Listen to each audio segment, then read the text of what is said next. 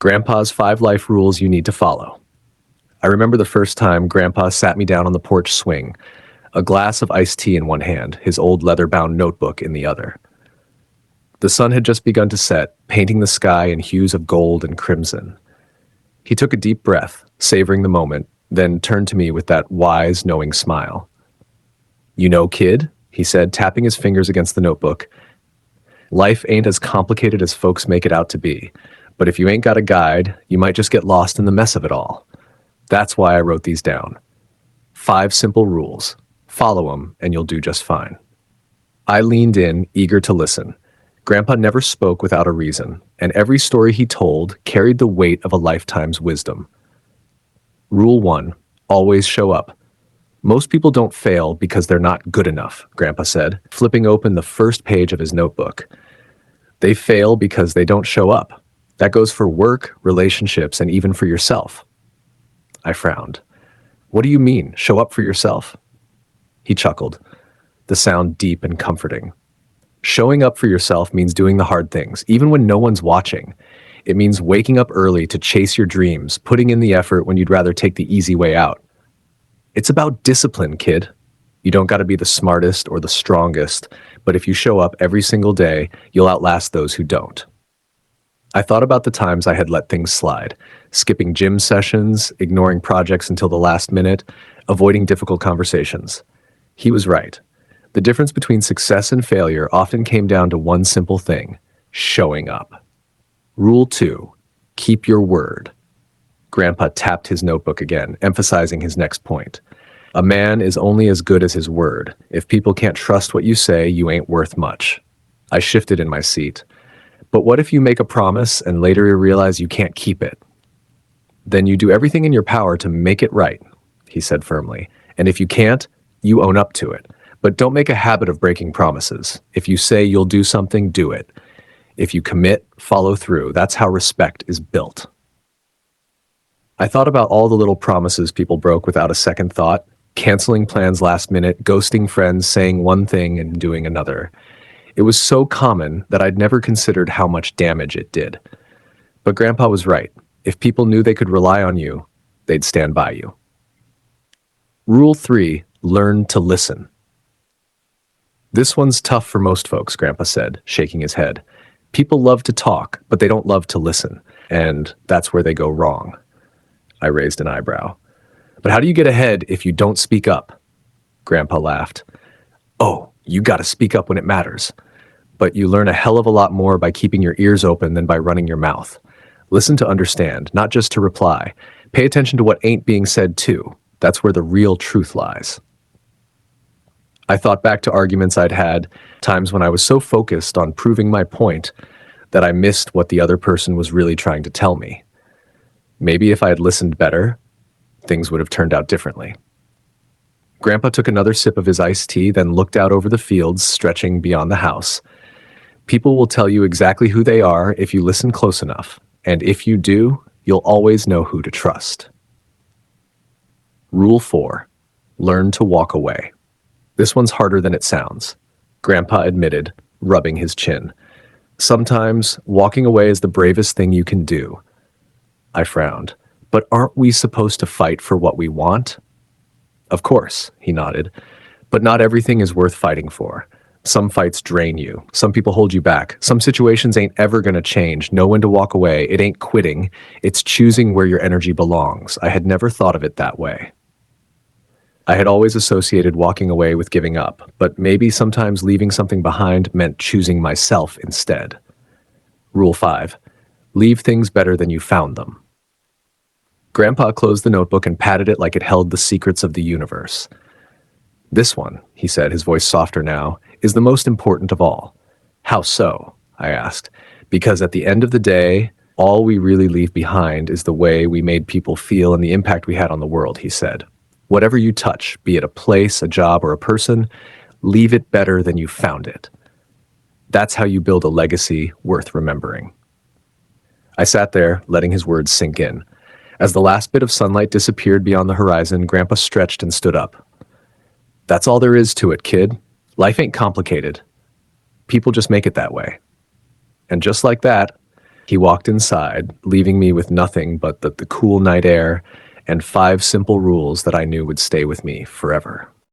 The porch swing creaked as I sat there, staring at Grandpa's notebook on the table. The old leather cover was worn from years of use, the pages inside filled with his careful handwriting. 5 rules, simple yet profound. I traced my fingers over the edges of the book, letting his words echo in my mind. The more I thought about them, the more I realized how much these rules shaped Grandpa's life. He wasn't just preaching, he lived by them. Every decision he made, every interaction he had, reflected these principles, and the more I observed, the more I understood why they mattered. Rule 1, always show up. It wasn't just about being physically present. Grandpa showed up in every way that mattered. He was there for his family, for his friends, for the people in town who needed him. If someone called for help, he didn't hesitate. Rain or shine, tired or not, he made good on his commitments. I remembered the time a neighbor's barn caught fire in the middle of the night. Without a second thought, Grandpa was out the door, boots barely laced, rushing to help. He didn't ask if anyone else was going. He just went. Hours later, covered in soot and sweat, he returned home, exhausted but satisfied. "Did you have to go?" I had asked, handing him a towel. "Didn't have to," he replied, wiping his face. "But if I didn't, who would?" That stuck with me. Sometimes, showing up wasn't about obligation. It was about being the kind of person others could count on. Rule 2, keep your word. Grandpa's word was his bond. If he said he'd do something, you could set your watch by it. He believed that trust wasn't given, it was earned, one kept promise at a time. One summer, when I was about 12, he promised to take me fishing. I was excited, but the day before, a storm rolled in, leaving the river swollen and dangerous. I figured we'd cancel, but Grandpa had other plans. "Can't fish in that mess," he said, motioning to the raging water. "But I did promise we'd spend the day together. So how about we go to town, get some ice cream, and find ourselves a good book instead?" It wasn't what I had expected, but it meant the world to me. He didn't break his promise. He adapted it. The message was clear. It wasn't just about doing what you said, but about honoring the intent behind it. Rule 3, learn to listen. Grandpa was a man of few words, but when he spoke, people listened, because they knew he had taken the time to listen first. He had a way of making people feel heard, really heard. He didn't just nod along, he absorbed every word, every hesitation, every unspoken thought. People came to him with their problems, not because he had all the answers, but because they knew he truly cared. Once I asked him how he always seemed to know what to say. He chuckled, shaking his head. "Ain't about knowing what to say, kid. It's about knowing when to be quiet." I thought back to the times I had jumped in too quickly, eager to fill the silence with advice or opinions. Maybe I had been doing it all wrong. Maybe the best way to understand people was simply to give them space to speak. Rule 4, learn to walk away. This was the hardest rule for me to grasp. Walking away felt like quitting, and quitting felt like failure. But Grandpa saw it differently. "You ever seen a man hold on to a rope too long?" he asked me one afternoon. I shook my head. "Rope burn," he explained. "Sometimes the longer you hold on, the more it hurts. But people do it anyway, because letting go is scary. They'd rather bleed than face the unknown." He was talking about more than just rope. He was talking about bad jobs, toxic relationships, lost causes. He had seen people cling to things that drained them, simply because they were afraid of what came next.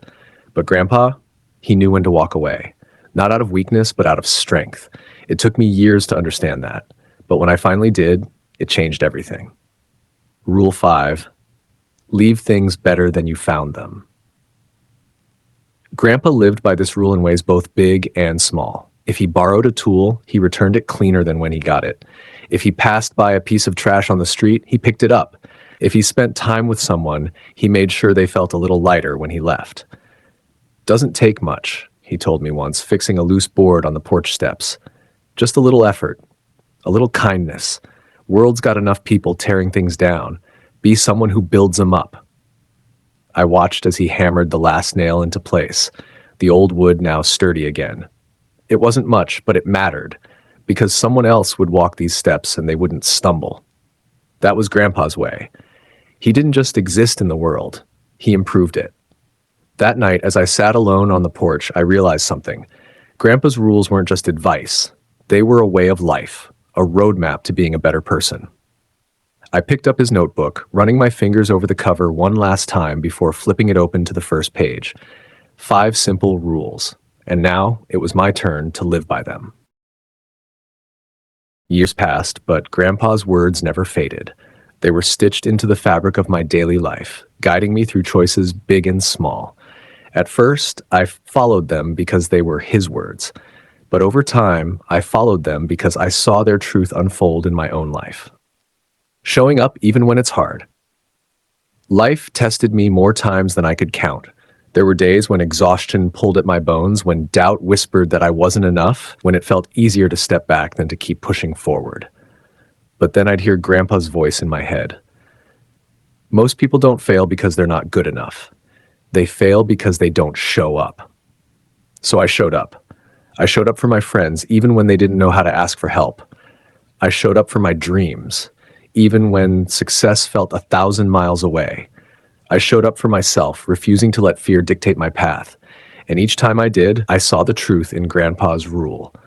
Opportunities came, not because I was the smartest or the most talented, but because I was there when others gave up. The weight of a promise. One day, I found myself in Grandpa's shoes, facing a promise that wasn't easy to keep. A close friend needed me to help him move, but work had drained me, and every muscle in my body begged for rest. It would have been easy to text an excuse to justify my absence. But then I remembered Grandpa, standing in that ice cream shop on a stormy day, making good on his word to me. So I went. It was exhausting, and by the end of it, my arms ached. But when my friend looked at me and said, "Man, I knew I could count on you," I understood. Keeping your word isn't just about the act itself. It's about proving to the people in your life that you are reliable, that they matter enough for you to show up. Listening beyond words.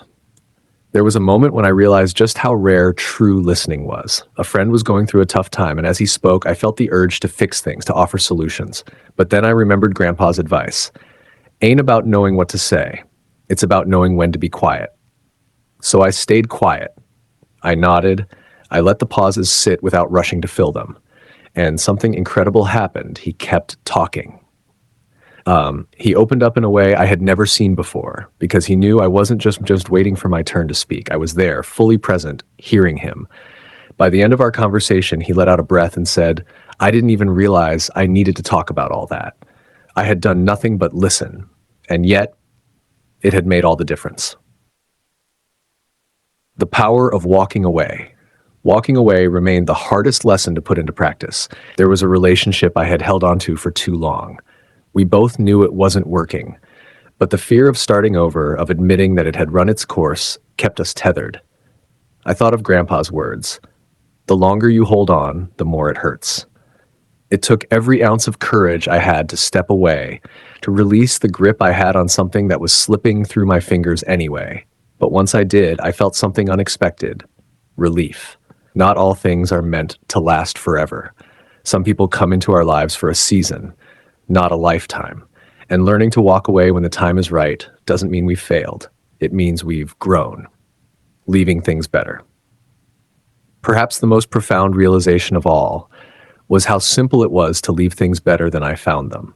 It didn't require grand gestures or heroic efforts.